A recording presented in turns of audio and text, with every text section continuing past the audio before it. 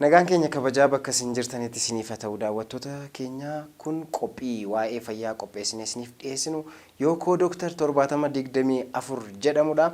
Kan torban kana amma jalqabeera. Qopheessitoonni qophii kana ani Abdii Dingataa fi akkasumas Dr. Sanbataa Guuttataati. Ogeessonni kaameraaf teeknikaa keenya Geediyoon Mikaa'elii fi Lateeraa Mikaa'el nu waliin jiru. Nuwaliin turaan afeerraa kooti har'aa waa'ee koronaa walii wajjin dubbannaa miidiyaaleen addunyaa akkasumas immoo riisarchoonni garaagaraa maaltu jira waa'ee koronaa irratti kan xiyyeeffate kan jedhu walii wajjin ilaallaan nuwaliin turaan afeerraa kooti. Egaan daawwattoota keenya har'a kan irratti xiyyeeffannu waa'ee koronaa irratti ta'a. Dooktar asitti istuudiyoo Yookoo Doktaritti gaa waa'ee koronaa dubbachuudhaaf walitti deebinee baga nagaan wal argine. Tole baga nagaan nu eddanii. Egaa koronaa ji'a torba ol lakkoofsisuuf ennaa ergi jalqabeeti.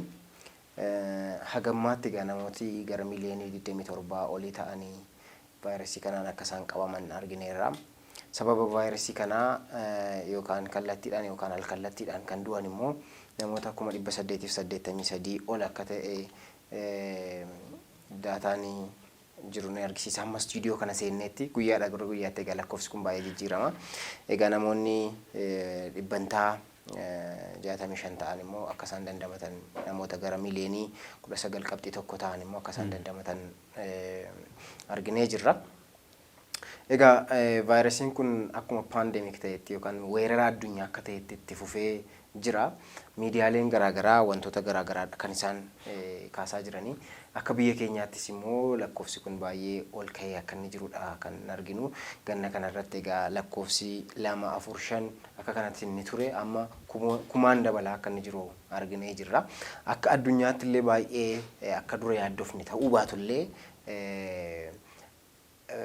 kana jechuudhaaf egaa laaboraatooriin keenyas baay'ee teestii godhamaa hin jiru waan ta'eef akka sanas ta'uu danda'atu baay'ee teestii gochaa jira ta'e anyways lakkoofsi teestii godhame yookaan immoo laaboraatooriidhaan beekame avreejiidhaan naannoo 1000 ta'aa jira waan ta'eef lakkoofsi keenya baay'ee dabalaa jira. Egaa mee miidiyaalee addunyaarraa maaltu jira kan jedhu walii wajjin ilaallu. Tole egaa amma dhukkubii yeroo kana attention yookiin sammuu namaa qabateeru koronaadha. Egaa yeroodha yerootti addunyaadha baay'inni isaa biyya tokko gara biyya biraa deemaa jira. Garuu addunyaa hunda keessa akka rakkootti jira. Gara keenyattis immoo yeroo dhufnee ilaallu lakkoofsi dabalaa jira. Lakkoofsi sun kan dabale hammuma ilaalamaa jiruun testii hamma godhamaa jiruuni yoomma ilaallee persentiin isaa warra ilaalaman keessaa persentii 6-10 gidduuttidha nu biraa kan inni koronaa kan beekamaa jiru. Kanaaf nama 100 yoo laalle nama 6 yookiin 7 faatu pozitiivii ta'aa jira. Yoo nama 200 laallee hin dabala jechuudha. 10 ta'aa jechuudha. Yoo 1000 laallee naannoo 60-70ti. Yoo 10 laallee naannoo 700 akkasidha. Kanaaf yeroo namoonni saampilii yookiin saamuda kennan baay'atanii akkasuma lakkoofsis wajjin deemaa jechuudha. Yeroo immoo lakkoofsi isaa xinnaatu gadi bu'aa jechuudha. Kanaaf amma haala naannoo keenyaatti naannoo biyya kanaatti yeroo laallu persentii yookiin dhibbantaa warra qoratamu keessaa dhibbantaan pozitiivii ta'anii persentii 6-10 gidduu jira. Yoo immoo kana caalaa amma testii godhame lakkoofsi isaa kana caalaa dabala jechuudha. Kanaaf egaa akkuma beekamu kun uummata keessa kan galedha waan ta'eedhaaf akka dhukkuba amma gaan uummatuma keessa waan jiruuf akka dhukkuba haaraatu hin taane wanta uummata keessa turaa jirudha jechuudha. Egaa akka biyya keenyaatti egaa even hospitaalonni illee guutaa akka isaan jiran quba qabna. Hospitaalonni koronaa vaayirasiidhaaf dedicated ta'an yookaan immoo isa qofa yaaluudhaaf wannoo godhamanii qofaatti qabamanii guutaa akka isaan jiranii akka Finfinneetti illee guutaa akka inni jiru sireen dhibaa akka inni jiru dhagaa jirra. Akkasumas iddoon qofaatti hospitaalatu hin ta'in naannoo miliineemiin illee akka guutaa jiru sireen dhibamaa akka jiru himamaa jira. So lakkoofsi kun baay'ee dabalaa akka inni jirudha kan inni argisiisu. Miidiyaalee addunyaa irraa gaa wantoonni jiranii kan biraan waa'ee talaallii vaayirasii kanaati.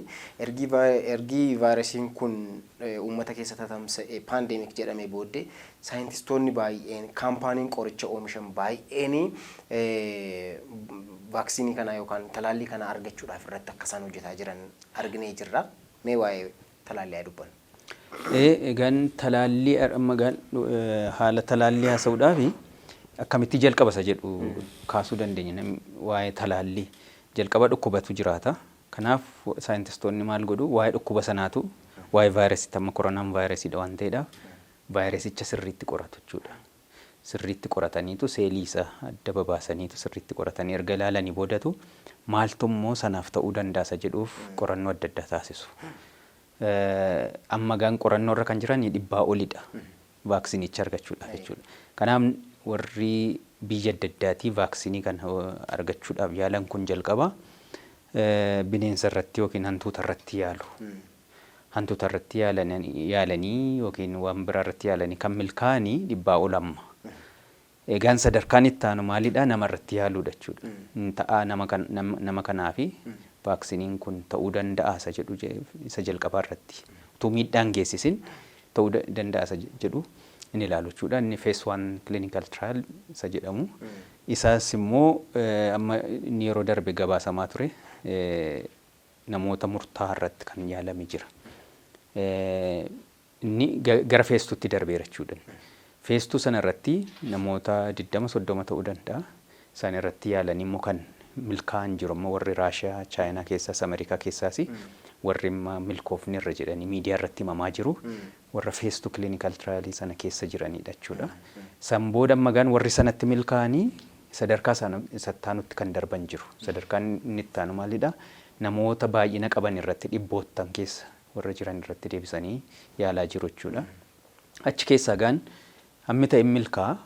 Kan garuu utuu milkaa'ina akka danda'u waanuma eegamudha jechuudha. Kanaaf amma warra Chaayinaas haa ta'u, Raashiyaas, Ameerikaas haa ta'u, biyyoota biraa, Ingiliziis haa ta'u jechuudha. Biyyoota adda addaa warri yaalaa jiran hamma sana keessaa gaan kan milkaa'ee achi as ba'uu danda'u lakkoofsa xinnoo ta'uu danda'a. Kuni gaan tarii ji'oota murtaa'an booda ji'a 4 yookiin 6 booda achi as ba'uu danda'u. Warri isa duras gaan tarii odeeffannoo yoo qabda ta'e isa duras warri hin arganne. BBC'n gabaasa qabate dhiyaate keessaa tokko kan Raashiyaati.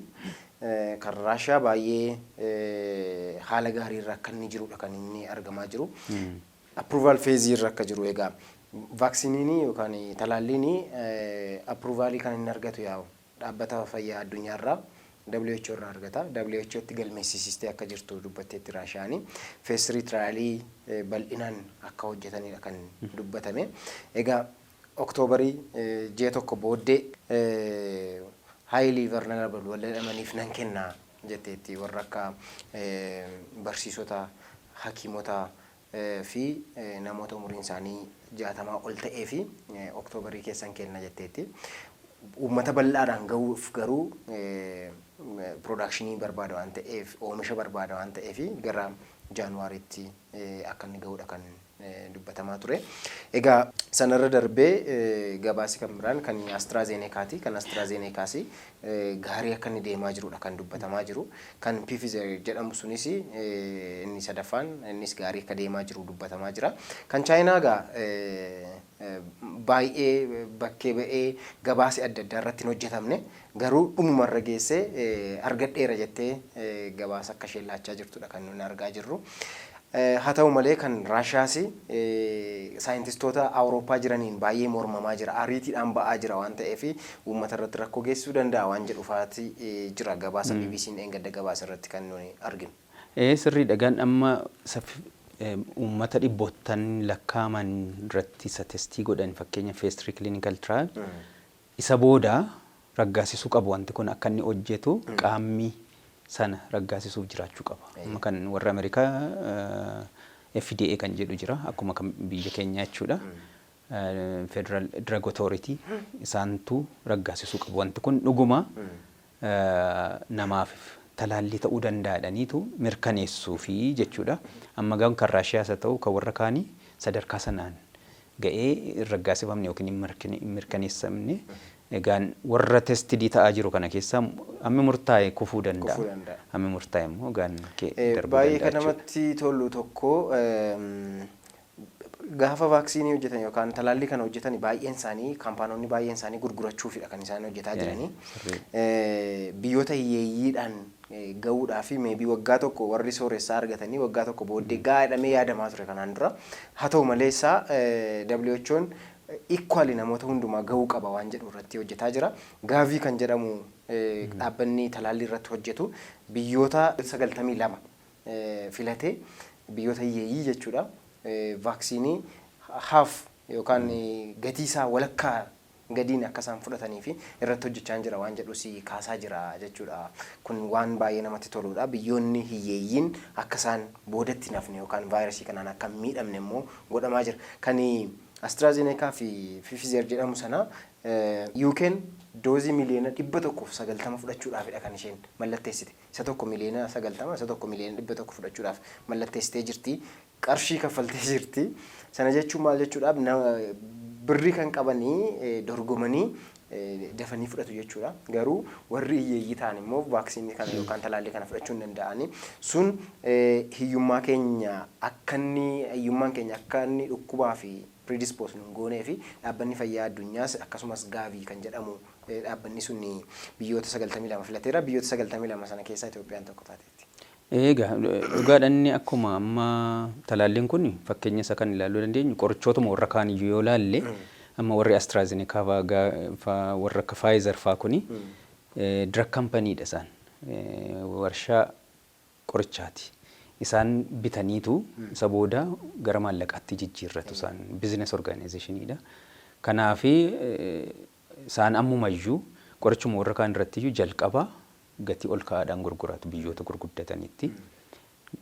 Biyyoota gara Afrikaa yookiin Eeshiyaa warra maallaqa gahaa hin qabnee fi yeroo baay'ee erga waggaa murtaa'e warri kan gargaaramanii nu ga'a. Egaa inni kun amma gaarummaansa karaa WHO dhufuunsa inni abdiidha jechuudha biyya kanaaf.